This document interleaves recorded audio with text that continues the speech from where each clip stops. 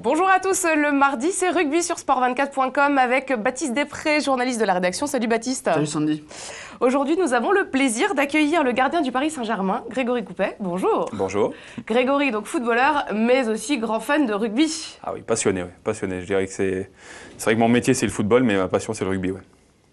Alors on attaque tout de suite avec le fait marquant de ce week-end. Beaucoup de surprises de cette 4e journée de H-Cup avec les défaites de Clermont et du Racing, la victoire de Toulon face au London Irish ou encore le match nul de Perpignan au Leicester, une très belle performance d'ailleurs de Perpignan. Mais Baptiste, la météo a largement perturbé ce week-end européen. Plus que perturbé le week-end européen, mais finalement Greg, avec le temps qu'il fait en ce moment, est-ce que on prend du plaisir à jouer au rugby, à jouer au football avec ce temps pareil? Au football, c'est encore plus difficile parce qu'il faut que le ballon roule quand même un petit peu. Mais c'est vrai qu'au rugby, quoi qu'il arrive, quand tu as les mains gelées, il faut savoir qu'un ballon ne réagit pas du tout de la même manière non plus. Je pense à Jonathan Vineski par rapport aux pénalités. C'est vraiment pas évident. Et puis bon, voilà, c'est vrai que le plaisir est quand même beaucoup plus difficile. On sait déjà quand le ballon est humide, c'est pas évident. Alors quand il est en plus gelé, infernal.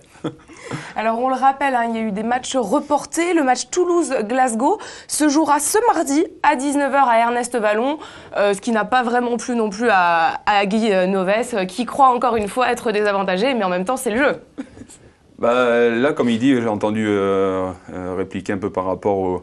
Parce que là, c'est pas des conditions climatiques qui empêchent la partie, c'est quand même un petit côté professionnel de Glasgow. Donc bon, je sais pas, surtout qu'ils sont proposés à leur donner tout ce qui était protégeant, enfin tout le nécessaire. Vous y croyez à ça, à cette excuse? Je comprends, après que les joueurs de Glasgow aient besoin de leurs affaires spécifiques pour jouer. Enfin bon, il y a un moment, dans le rugby, je veux dire, ils s'adaptent à tout. On passe tout de suite à la deuxième partie de la mission, c'est l'invité. Alors Grégory, nous le disions au début de cette émission, Clermont a perdu face au Leinster, le Racing s'est incliné à domicile face aux Saracens. Vous qui côtoyez souvent les joueurs du Racing, est-ce que vous êtes étonné de la performance du club parisien ce week-end? Ils avaient beaucoup d'ambition du fait de leur super performance là-bas. Et c'est vrai qu'ils ont essayé de reproduire un peu le même jeu, d'envoyer du jeu comme ils l'ont fait là-bas, sauf que les conditions n'étaient pas du tout les mêmes et que du coup il leur a fallu une bonne mi-temps pour arriver à se mettre et s'adapter aux conditions climatiques. Mais on y a cru, je crois, on y a cru à leur remonter et ça s'est joué à pas grand-chose. Vous dites beaucoup d'ambition, peut-être trop d'ambition, peut-être un petit excès de confiance de la part du Racing qui est sur une belle lancée? Ouais, Jonathan, c'est ce qu'il a dit un petit peu, mais... je crois qu'ils ont, en même temps, ils savent jouer, ils l'ont prouvé. C'est la constante qu'ils ont depuis ce début de saison, et je dirais depuis 2 ans. Donc c'est difficile de faire marcher en arrière, mais j'imagine que Pierre Berbizier, dans ces cas-là, a dû leur rappeler qu'il faut savoir aussi s'adapter au plus haut niveau, et notamment en H-Cup. On a parlé du Racing, il y a aussi Clermont qui a perdu dans cette poule. Au Leinster, qu'est-ce qui manque finalement encore à Clermont pour devenir un grand d'Europe, selon vous? Là, ils sont tombés sur un... C'était la grosse ambition. Les Rocks, c'était ahurissant. Je veux dire, c'est d'une violence extrême. Moi, ils m'ont fait plaisir en tout cas, donc ça c'est pas joué non plus. Moi, j'ai pas trouvé qu'il y a une si grosse différence que ça, mais voilà, il manque peut-être encore un petit peu d'expérience, un petit peu peut-être encore plus de roublardise, parce que j'ai trouvé qu'ils ont su vraiment empêcher les sorties de ballon de meilleure manière que les Clermontois. Grégory, on le disait au début de l'émission, vous êtes un passionné de rugby. Qu'est-ce qui vous plaît dans ce sport? C'est l'investissement.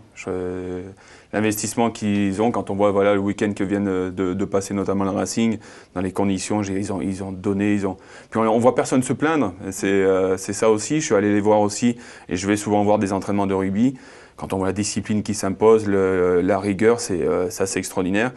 Et puis simplement le fait que, quand je parle des rucks qu'on voit du match de Clermont, je suis très impressionné parce que ça doit faire mal quand même, ça va piquer un petit peu quelque part, mais les mecs ils y vont à fond et c'est ce que je trouve extraordinaire. Puis quand on côtoie les mecs aussi, c'est encore un autre niveau. Vous êtes envieux de cet état d'esprit finalement, dans quelque sorte, par rapport... Envieux d'état d'esprit, mais aussi c'est le fait que la médiatisation est bien moindre aussi, donc ils peuvent peut-être se permettre un peu plus de choses, notamment dans la convivialité. Quand un rugbyman dit qu'il va boire une bonne bière, ça passe comme une lettre à la poste. Un footballeur, limite on dit c'est un alcoolique et il n'est pas sérieux. Donc voilà, c'est aussi le regard des gens qui est différent par rapport à un sport qui, bon, nous, footballeurs numéro 1, et donc tout de suite les critiques s'abattent sur nous. Voilà, donc qui profitent encore de ces choses-là, parce que je pense que la médiatisation arrive très fort dans le rugby, et donc en tout cas qui gardent cette mentalité. Et vous prenez autant de plaisir à regarder un match de rugby qu'un match de foot, si ce n'est plus? Non, je regarde plus de rugby. Ouais. Plus de rugby? Ouais, non. Football, j'ai beaucoup de mal. J'aime jouer au football, mais je regarde du rugby. Ouais. Messieurs, on va passer maintenant à l'interview vestiaire. Alors nous avons rencontré Julien Bonner, le 3e ligne de Clermont, qui est un de vos amis. Vous pouvez pas mieux tomber. Voilà. C'est mon copain. Et donc il va vous livrer les secrets du vestiaire clermontois. Alors le plus drôle, je dirais Elvis Vermeulen. Toujours en train d'amuser la galerie. Et, voilà, il met énormément d'ambiance. Et quand il n'est pas là, ça fait un petit vide quand même. Le plus méchant, je dirais Jamie Cudmore peut-être. Souvent à la limite de la règle, mais voilà, c'est vraiment un guerrier et il le prouve à chaque sortie, quoi. Le plus maniaque, je sais pas, peut-être Brock James, je sais pas, je dirais. Il prend vraiment le temps de bien attacher ses chaussures, il met son petit bout de scotch, bien tenir le lacet, pas que ça le gêne. Voilà, il a son petit rituel. Le plus people, Morgan Parra, sans hésitation. Voilà, c'est le petit jeune qui monte, c'est celui dont on parle beaucoup en ce moment et voilà, c'est quelqu'un que j'apprécie aussi énormément, donc je dirais lui. Le plus baraqué, je pourrais redire Jamie Cudmore parce que torse nu, voilà, c'est plus un bodybuilder qu'un rugbyman. Alors le plus chambreur, ça sera Julien Pierre pour moi. Voilà, toujours le petit mot pour agacer l'autre. Voilà, on a une certaine complicité tous les deux et voilà, là-dessus il est plutôt pas mal. Le plus galant, j'en sais rien, je crois qu'on est tous, on a tous été éduqués de la bonne manière, donc voilà, je crois que le plus galant, je dirais l'ensemble de l'équipe peut-être. Greg, Julien Bonner, vous le disiez, c'est votre ami, et il est rangé un petit peu dans quelle catégorie lui? Je veux dire, c'est bien éduqué, ça c'est sûr. Roublard, ça c'est sûr aussi, intelligent.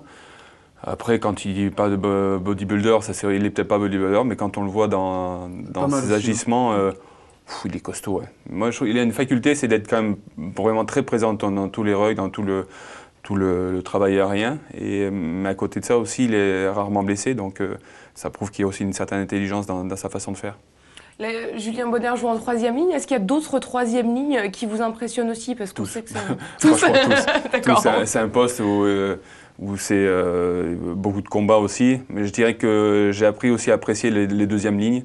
Parce que ça aussi, c'est un travail de soutien qui est hallucinant. Ils ne voient pas souvent le ballon, mais en même temps, j'aime bien ce côté aussi où quand tu es sur les lifts en touche, eh ben, il faut avoir de bonnes mains aussi.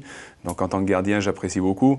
Mais franchement, il n'y a pas un poste que j'apprécie pas. Je trouve que chacun a sa spécificité. Et je trouve que c'est vraiment bien de voir tout cet amalgame. Après une courte pause, donc pour Noël, les joueurs retrouveront les terrains du top 14 le mercredi 29 décembre.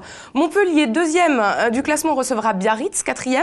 Le Racing se déplace à Brive, tandis que Clermont recevra Perpignan. Grégory, quel est votre favori pour le titre du top 14 cette saison?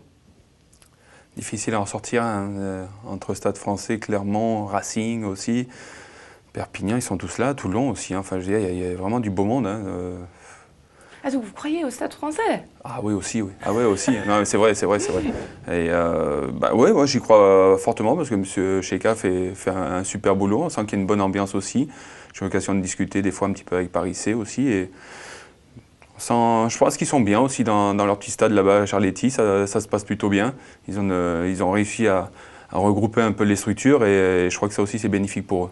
Vous adorez le rugby, vous seriez vu à quel poste si jamais vous aviez joué un petit peu Demi de mêlée peut-être ou arrière, mais non, j'aurais adoré être un 3/4, mais il aurait fallu que je mange un peu plus. Jamais? Vous avez jamais essayé? Si, jeune. D'ailleurs, je suis allé à l'école avec mon premier ballon, c'était un ballon de rugby. Hein. Ouais, c'est un vrai plaisir, une vraie passion, parce que mon père avait un ami qui jouait au rugby aussi, donc j'ai eu l'occasion de regarder notamment à l'époque les 5 Nations avec un commentaire avisé d'un vrai rugbyman. Donc je ne regardais pas spécialement que le ballon. J'avais tout ce qui pouvait se passer, notamment dans la mêlée et tout. Et quand on a ça, je veux dire, après, on voit le rugby différemment. Grégory, nous sommes en période de fête. Il y a toujours plein de choses à souhaiter à ce moment-là. 2011, c'est une grande année pour le rugby, puisqu'il y a la Coupe du Monde en Nouvelle-Zélande. Qu'est-ce que vous avez envie de souhaiter à l'équipe de France, qui reste malheureusement sur un très gros revers face à l'Australie? Ouais, mais bon, je pense qu'ils ont un groupe, je pense, vraiment extraordinaire. On a quand même de très très bons joueurs. Donc maintenant qu'ils arrivent à trouver leur ligne directrice, que le jeu, qu'ils nous fassent un tournoi de 6 nations, encore pourquoi pas le remporter. Donc avoir peut-être un peu plus de certitude encore, mais en tout cas moi très sincèrement j'y crois fort. Ils vont aller en Nouvelle-Zélande, ça va les transcender. Bien, merci beaucoup d'être venu dans notre vestiaire, Grégory. Merci à vous. Baptiste, merci. On Merci. se revoit à la rentrée. Bientôt. Passez de bonnes fêtes tous les deux. Mangez bien, buvez bien. Bonne santé à tous. Merci. Le mardi, c'est rugby sur Sport 24. Bonne journée à tous.